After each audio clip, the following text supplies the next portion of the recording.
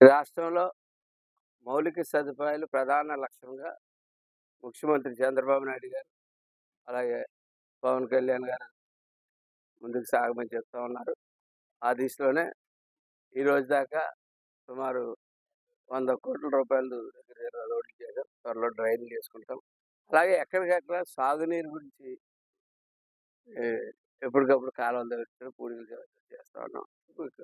తాగునీరు విషయంలో last year face చేసినటువంటి ఇబ్బందులు ఈ సంవత్సరం ఫేస్ చేయకూడదన్నది ప్రధానమైన లక్ష్యంగా ఆర్డబ్ల్యూఎస్ చెప్తుంది.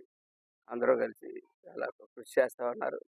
మనకు ప్రధానంగా తోరంగి స్కీము, అట్లాగే పండూరు స్కీము, అలా పటవాల స్కీము, అలాగే గొల్లపాలెం స్కీము, వేలంగి కరప స్కీములు ఉన్నాయి. ఈ అన్ని స్కీముల్లోని ప్రతి స్కీమ్లోని సుమారు ఇక్కడైతే రూరల్ మండలంలో అయితేనేటి, కరప మండలంలో అయితేనేటి 120 పైచీలకు ట్యాంకులు ఫంక్షన్లో ఉన్నాయి. సుమారు మళ్ళీ 70-80 ట్యాంకులు కన్స్ట్రక్షన్లో వివిధ రకాలుగా ఉన్నాయి. గ్రౌండ్ లెవెల్ రిజర్వాయర్స్ ఎక్కడైతే వాటర్ ప్యూరిఫై చేయడానికి మెగా కన్స్ట్రక్షన్స్ పేరు మీద గ్రిడ్, వాటర్ గ్రిడ్ రూపంలో మన 1650 కోట్లు ఇచ్చినటువంటి దాంట్లో మన కాకినాడ మనకు ఎంత ఇచ్చారండి? అందులో 100 కోట్లు సుమారు మనకు కూడా ఇవ్వడం జరిగింది. దీన్ని ఇంచుమించుగా ఏప్రిల్, మే, జూన్ నాటికి పరిపూర్ణంగా పూర్తి చేసి మంచినీరు ఇద్దామంటే ఆలోచన.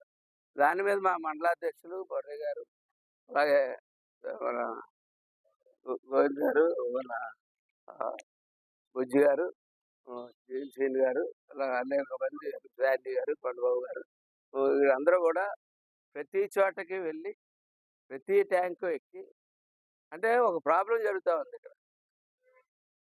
పైన నుంచే వాటర్ రాలేదని చెప్పి కొంతమంది చెప్తా ఉన్నారు. కొంతమంది కింద వీళ్ళేమో ట్యాంకుల్లో పాడైపోతాయని చెప్తా ఉన్నారు. అది ఆ రెండిట్లలోని తేడా గమనించడానికి గత 5 రోజులుగా పాపం వీళ్ళందరూ చాలా శ్రమించి ఏం చేశారంటే ప్రతి ఊరు వెళ్ళి ప్రతి ట్యాంకు నీరు పడేటప్పుడు ఒకటి, నీరు అందులో పడిన తర్వాత కొంత దూరం పైప్ లైన్లో ట్రావెల్ చేసిన తర్వాత నీరు 2 శాంపిల్స్ తీసుకోవడం జరిగింది. నిన్న నేను స్వయంగా 30-40 ట్యాంకులు నేను చేశాను, టేస్ట్ చేశాను. ప్రతి బాగానే ఉన్నాయి. ఇంకా కొన్ని బాగోలేదని చెప్తూ ఉన్నారు. మిగిలిన మా వాళ్ళు అందరూ చేయడం జరిగింది.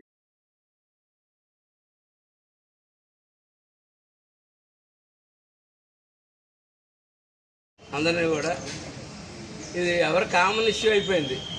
ప్రతి ఒక్కరు కూడా మోటార్స్ పెట్టి ఓవర్ ట్యాంక్స్ ఓవర్ ట్యాంకులకి లాగేసుకుంటారు నీరు. ఆ లాగేసుకోవడం పొద్దున ఆఫీస్కి వెళ్ళేటప్పుడు అవి చివరి ఉన్న వాళ్ళకి నీళ్ళు అందట్లేదు. ఇది చాలా అన్అఫీషియల్, ఇల్లీగల్. సరే, నా మీద ఏమైనా చట్టపరమైన చర్యలు ఏమైనా తీసుకుంటే నాకు తెలియదు. కానీ నేనైతే ఒక సలహా అయితే ఇస్తాను. దయచేసి పొద్దున పూట బంద్ చేయి మాకు. అదే సాయంత్రం పూట చేసుకోండి. పొద్దున అందరికి వదిలేసిన తర్వాత నీరు అందరూ కింద దాకా నీరు వెళ్ళి అందరూ ఆఫీసులకి పనుల్లోకి వెళ్ళిపోయిన తర్వాత మీకు కావాలంటే సాయంత్రం ఇంకో గంట ఇస్తాం. ఆ గంట ఇచ్చినప్పుడు పెట్టండి.